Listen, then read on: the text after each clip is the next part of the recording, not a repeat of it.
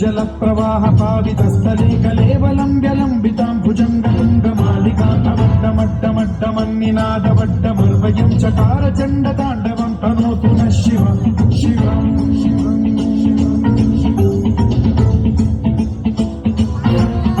जटाकटाह सम्भ्रम भ्रमन्निलिम्ब निर्झरी विलोलवीचि वल्लरी विराजमानमूर्धनि ज्वलल्ललाटमट्टपावके किशोर चन्द्रशेखरे रचिः प्रतिक्षणम्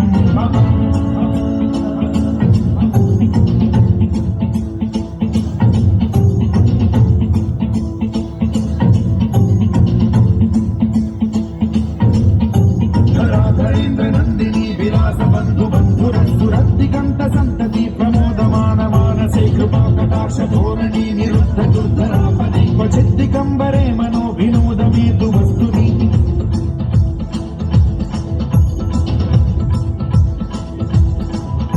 जटाभुजंग पिंगल स्फुरत्सृणामणि प्रभा कदम्ब कुङ्कुमद्रव प्रलिप्त दिग्वधूमुखे मदान्त सिन्धुरस्फुरत्वगुत्तरीय मेधुरे मनो विनोदमद्भुतं बिभर्तु भूतभर्तरि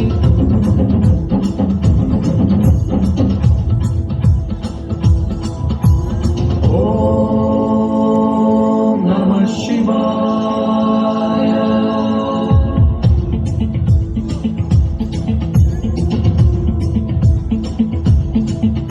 सदा शिवं भजाम्यहं सदा शिवं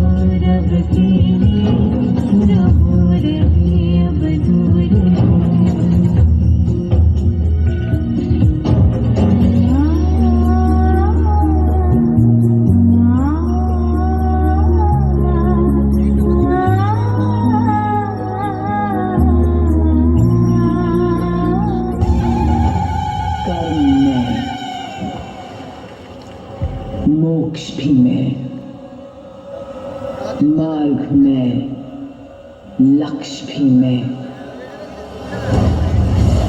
अंत भी मैं, आरंभ में।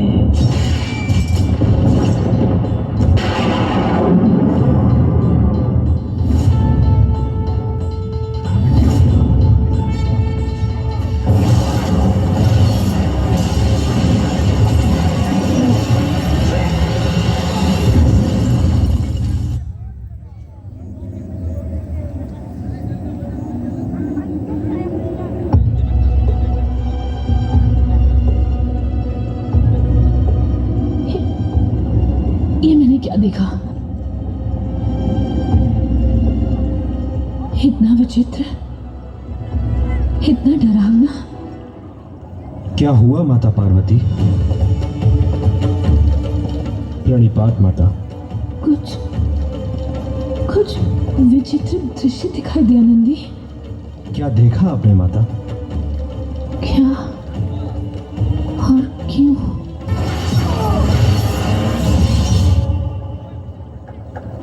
इसका उत्तर तो महादेव से ही जानना होगा नंदी।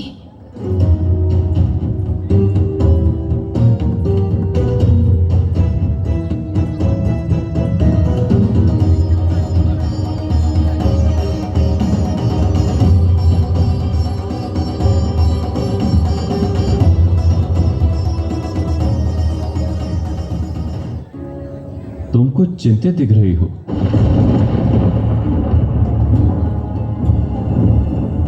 इस चिंता का कारण है एक विचित्र स्वप्न। हो सकता है मेरे आनंद का कारण तुम्हारा ये स्वप्न ही हो।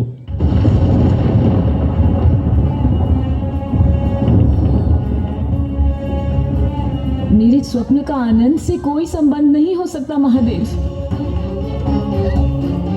इतना डरावना सपना, ऐसा प्रतीत होता था मानो मृत्यु तांडव कर रही हो। ऐसा लगा जैसे संपूर्ण सृष्टि का ही अंत होने को है। अंत?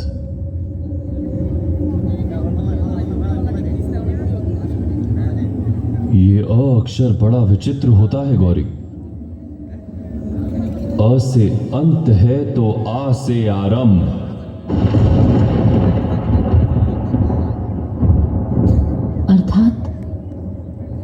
अर्थात अंत यदि सचमुच अंत होता तो आरंभ उसके पश्चात नहीं आता, और अंत से पहले आरंभ होता नहीं। वास्तविकता में अंत ही आरंभ है। आपकी ये पहेलियां देव मैं समझ नहीं पाती। आप ईश्वर हैं और मैं एक साधारण नारी। और इस साधारण नारी ने पति के रूप में किसका चयन किया? ये कैसा प्रश्न हुआ? पति तो आप हैं महादेव। पति के रूप में महादेव का चयन किया है तो महा उत्तरदायित्व तो उठाने ही होंगे गौरी।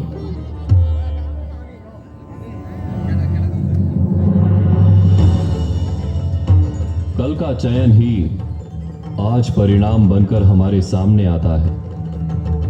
चयन का अंत ही परिणाम का प्रारंभ है। किंतु देव मैंने देखा कि महादेव!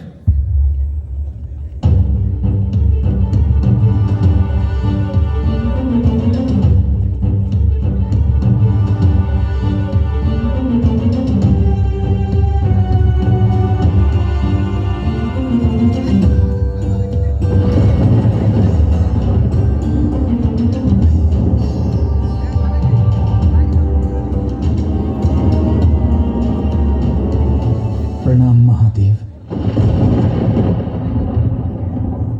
देवराज आप इस दशा में? केवल इंद्रदेव कहिए माता।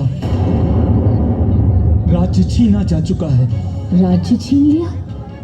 किसने? शुंभ निशुंभ ने।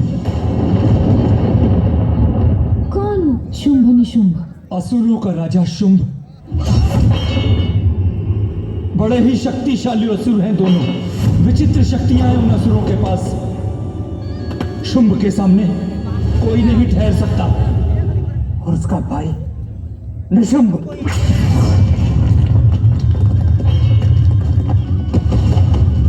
और निशुंभ वो विजय के लिए युद्ध नहीं करता, उसे रक्त बहाने में आनंद मिलता है।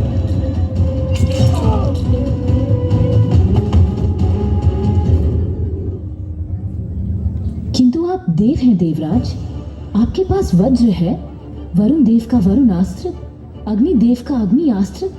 ये शक्तियां तो किसी भी असुर का अंत कर सकती हैं। वही तो आश्चर्य है माता। महादेव, ऐसी कौन सी शक्ति है उनके पास जो हम उनका सामना नहीं कर पा रहे? शुंभ निशुंभ के पास वरदान का जो कवच है उसे स्वयं मैं भी नहीं काट सकता। ऐसा क्या वरदान देव जिसे स्वयं महादेव न भेद पाए? शुंभ निशुंभ ने ब्रह्मदेव से तप द्वारा अमरता मांगी। ब्रह्मदेव ने अमरता तो नहीं दी, किंतु ये वरदान दिया कि देवता या दानव, मनुष्य या पशु, जलचर या पक्षी, किसी भी जाति का नर उन्हें नहीं मार सकता। तो शेष क्या बचा? केवल स्त्री, एक नारी।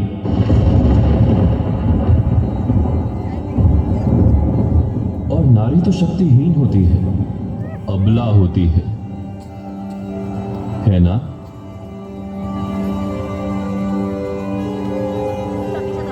तो इसका अर्थ अब यही हुआ कि हमारा अंत निश्चित है, क्योंकि मैं ऐसी किसी स्त्री को नहीं जानता जो उन असुरों का वध कर सके।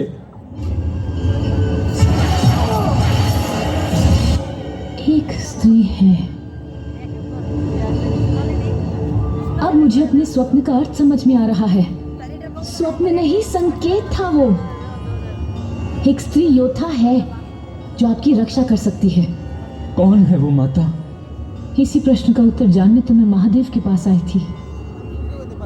बताइए ना महादेव, कौन है वो योद्धा?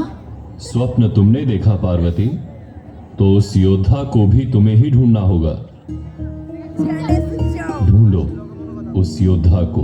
अब आप, सिर्फ आप ही हमारी सहायता कर सकती हैं। देव, किंतु मैं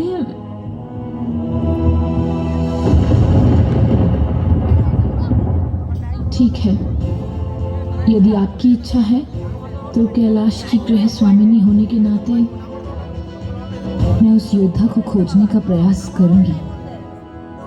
आक्रमण! ये स्वर कैसा? ये चंडमुंड है माता। शुंभ निशुंभ के सेनापति चंडमुंड अभी भी हमारा पीछा कर रहे हैं। जाओ पार्वती, समझाओ उन्हें। कैलाश पर युद्ध करना मना है। क्या कह रहे हैं महादेव? वो असुर है और मैं कैलाश की गृह स्वामिनी हूं, और अतिथियों का सत्कार गृह स्वामिनी ही करती है।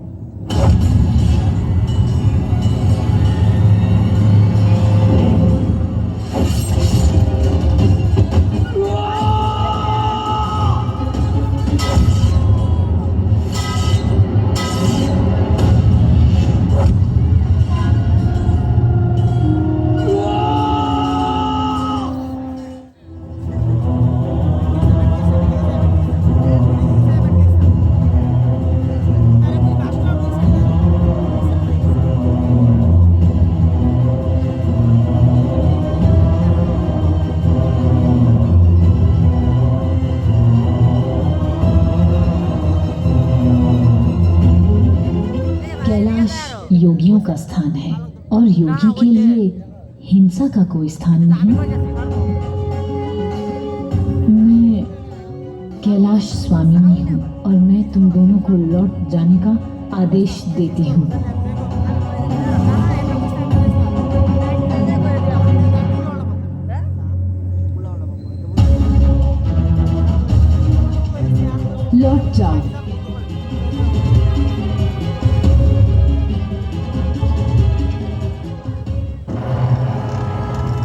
महाराज त्रिलोकपति शुंभ का संदेश लाया हूं। तुम असुरों पर विश्वास करने का कोई कारण नहीं। कारण है देवराज, ये शस्त्रहीन है, सेनाहीन है। अद्भुत, अद्भुत! बुद्धिमता और सुंदरता, एक स्त्री में इन दोनों का मिश्रण। जो कहना है स्पष्ट कहो। तो क्या करूं देवी, शब्द ढूंढ रहा था। प्रस्ताव बहुत बड़ा है। प्रस्ताव क्या है? तीनों लोकों का आधिपत्य स्वीकारना होगा आपको। कैलाश त्यागना होगा आपको और महाराज शुंभ से विवाह करना होगा आपको।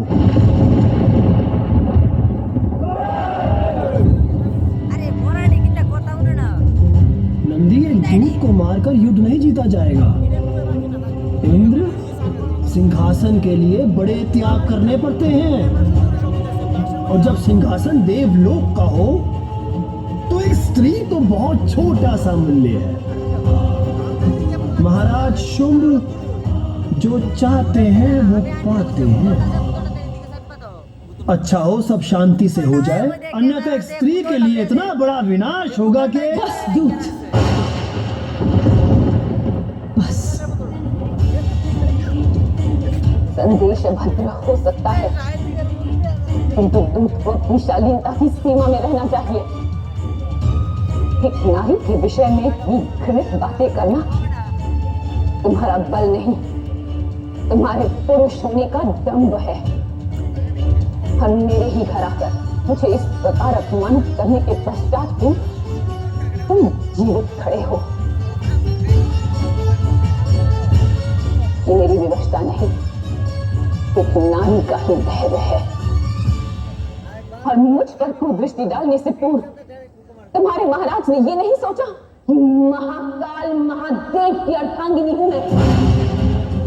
इससे पूर्व कि महादेव के तीसरे नेत्र की दृष्टि तुम पर पड़े, लौट जाओ। लौट जाऊंगा मैं, किंतु जो आप पर लौट कर आएगा फिर उसका उत्तरदायित्व आपका होगा।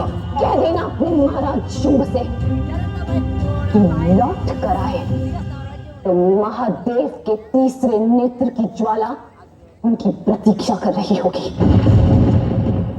महादेव,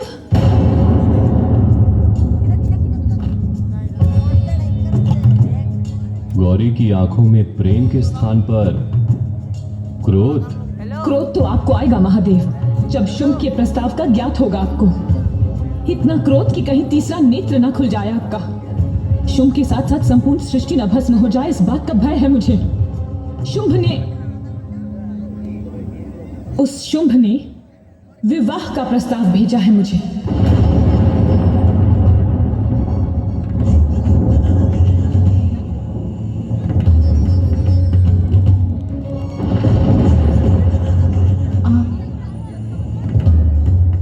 आप मौन क्यों है महादेव? मान के लिए।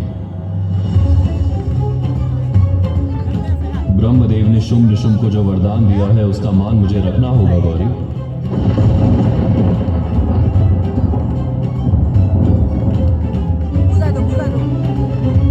अद्भुत महादेव, अद्भुत। ब्रह्मदेव के वरदान का मान आप रख सकते हैं, किंतु अपनी पत्नी के अपमान का भान नहीं आपको। कैलाश पर आकर, महादेव के घर पर आकर, महादेव की पत्नी को एक दूत लज्जित कर गया, किंतु महादेव पर कोई प्रभाव नहीं। महादेव के गणों का रक्त उबल गया,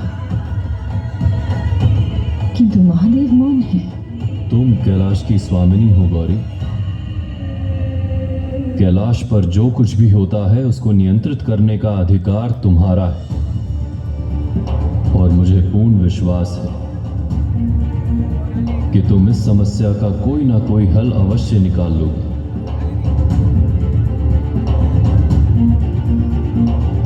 मेरी समाधि का समय हो गया है। मुझे अब जाना होगा।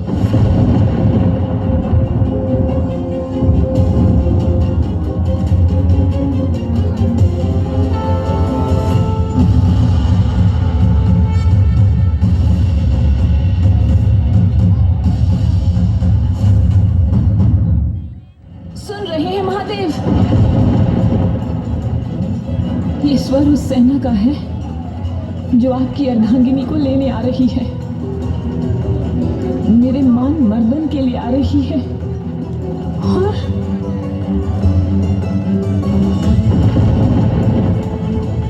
और ऐसे समय में आप समाधि में जा रहे हैं। विश्वास नहीं होता महादेव।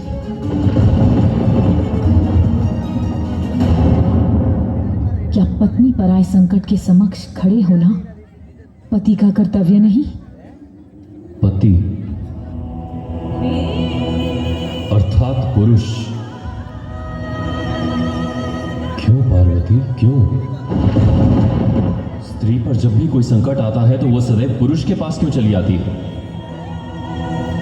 अपनी रक्षा स्वयं क्यों नहीं करती? अपमान जब स्त्री का होता है तो प्रतिकार स्वयं क्यों नहीं लेती? अपना युद्ध स्वयं लड़ना होता है पार्वती, क्योंकि जो विजय दूसरों की सहायता से मिले उसे विजय नहीं, गया कहते हैं। और मैं नहीं चाहता कि मेरी पत्नी, मेरी अर्धांगिनी दयनीय रहे। इस समस्या का समाधान स्वयं तुम्हें ढूंढना होगा। किंतु देव, वो शक्तिशाली असुर हैं और मैं एक अबला स्त्री। अबला शब्द में ही बल निहित है गौरी। तुम शिव की पत्नी हो, शंकर का अर्धांग हो। नारी यदि शंका त्याग दे तो स्वयं शंकर बन जाती है। स्मरण करो, कहा था मैंने तुमसे, अंत ही आरंभ है। अविश्वास का अंत ही आत्मविश्वास का आरंभ है। और मुझे विश्वास है कि तुम अतिथियों का उचित सत्कार करोगी।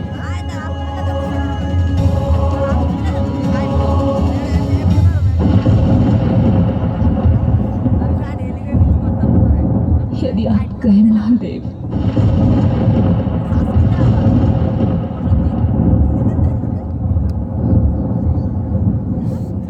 तो सर्वनाश हो जाएगा। यहां जो भी कुछ होगा गौरी, उसके लिए मेरे यहां होने की आवश्यकता ही नहीं। किंतु फिर भी जब तुम्हें लगे कि कुछ भी तुम्हारे वश में ना हो, तब इस बिल्व पत्र को खोल लेना।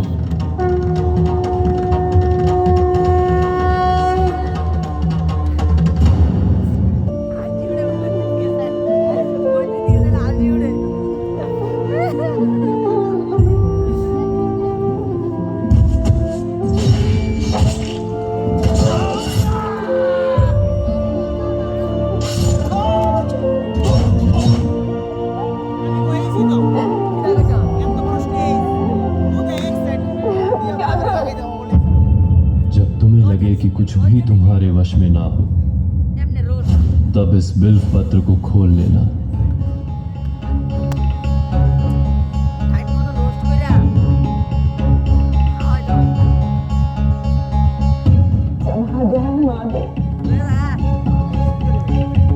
मुझे आपकी आवश्यकता है।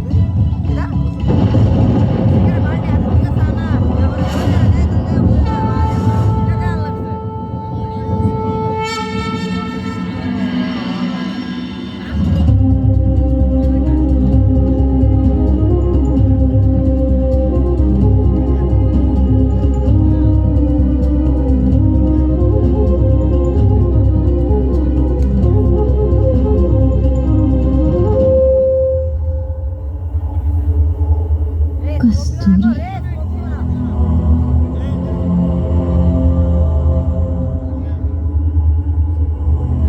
महादेव इस सुगंध से क्या सहायता करना चाहते हैं मेरी?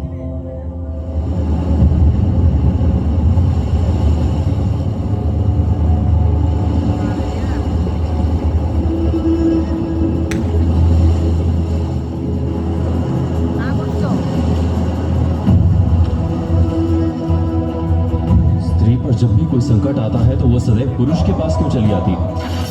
अपनी रक्षा स्वयं क्यों नहीं करती? इस समस्या का समाधान स्वयं तुम्हें ढूंढना होगा। तुम शिव की पत्नी हो, शंकर का अर्धांग हो। कौन जाने, हो सकता है वो पार्वती के बहुत निकट हो। नारी यदि शंका त्याग दे तो स्वयं शंकर बन जाती है। अंत ही आरंभ है। स्त्री पर जब भी कोई संकट आता है तो वो सदैव पुरुष के पास क्यों चली आती है? रक्षा स्वयं। नारी यदि शंका त्याग दे तो स्वयं शंका त्याग दे तो शंकर। नारी यदि का त्याग दे तो स्वयं पुरुष के पास क्यों चली आती है?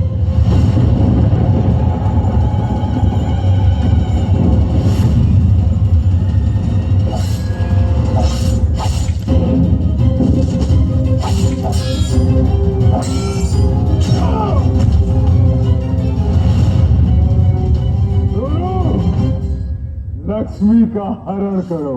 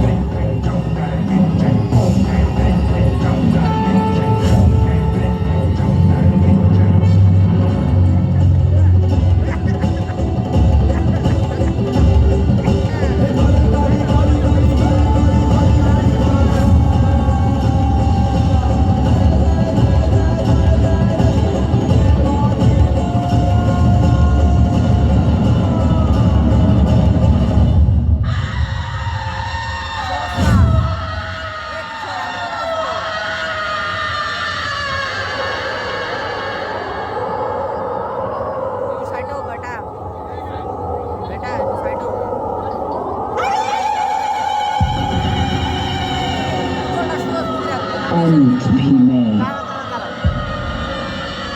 आरंभ में, काल में, महाकाल में।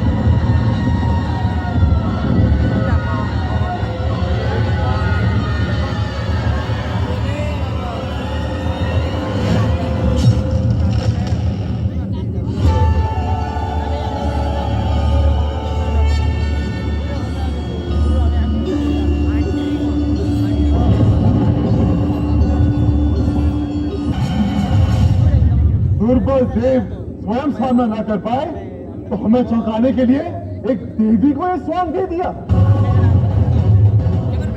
केवल शरीर पर काला रंग फूंक कराने से काल का सामना नहीं किया जाता मूर्ति। जब देवता हमारा कुछ नहीं बिगाड़ पाए तो देव मुंह छिपा कर बैठे हैं, तो तुम क्या कर लोगी अबला? प्रतीत होता है कि शब्दों की भाषा नहीं आती, शस्त्रों की भाषा से समझा चंड कि पुरुष छोटी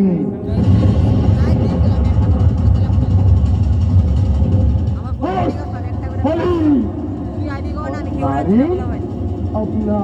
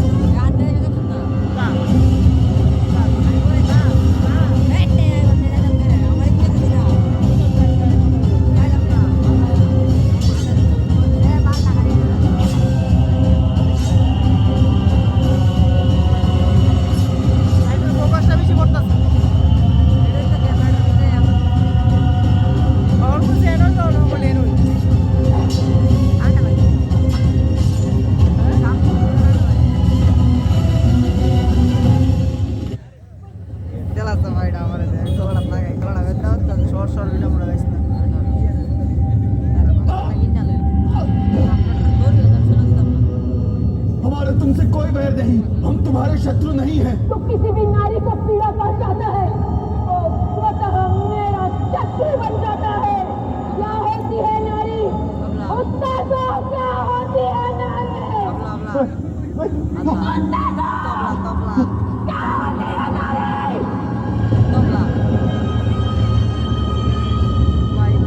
नारी अबला होती है। तो अबला मृत्यु चल हटा देते हैं।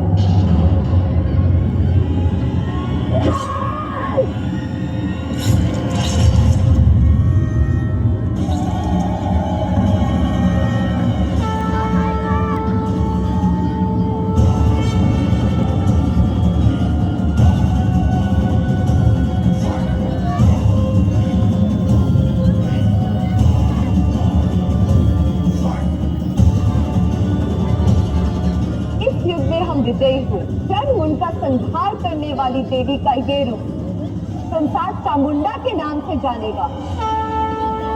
देवी चामुंडा की जय। देवी चामुंडा की जय हो।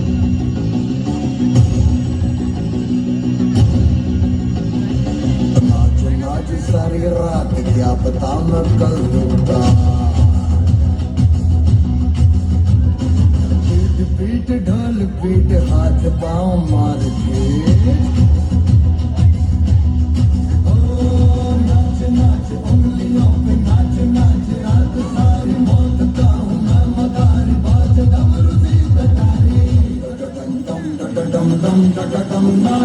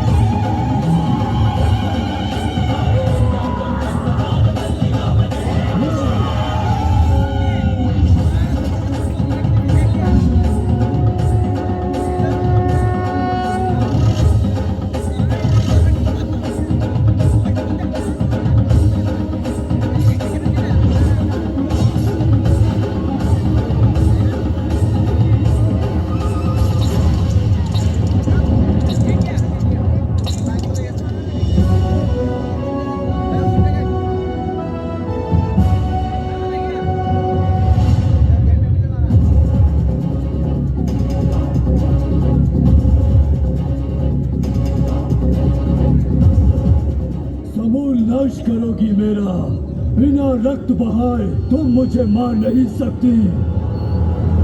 जहां जहां मेरा रक्त गिरेगा मेरा एक और शरीर जन्म लेगा।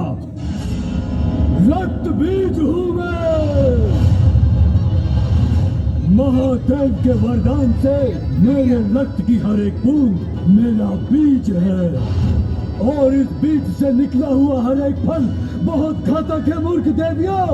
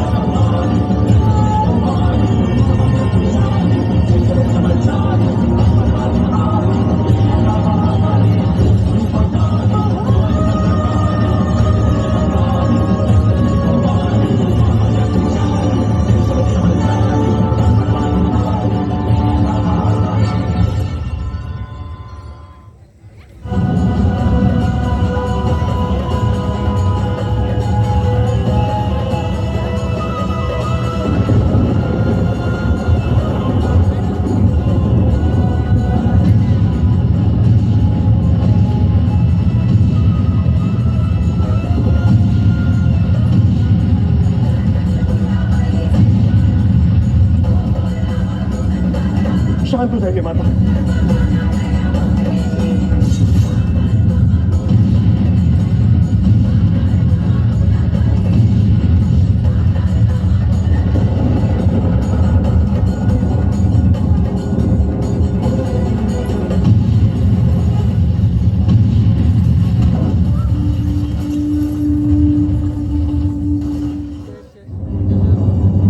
महादेव, माता की ये दशा देखी नहीं जाती।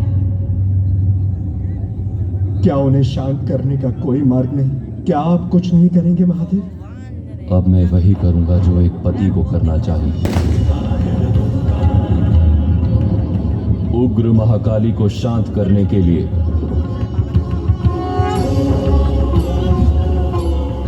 महाकाल को जाना होगा।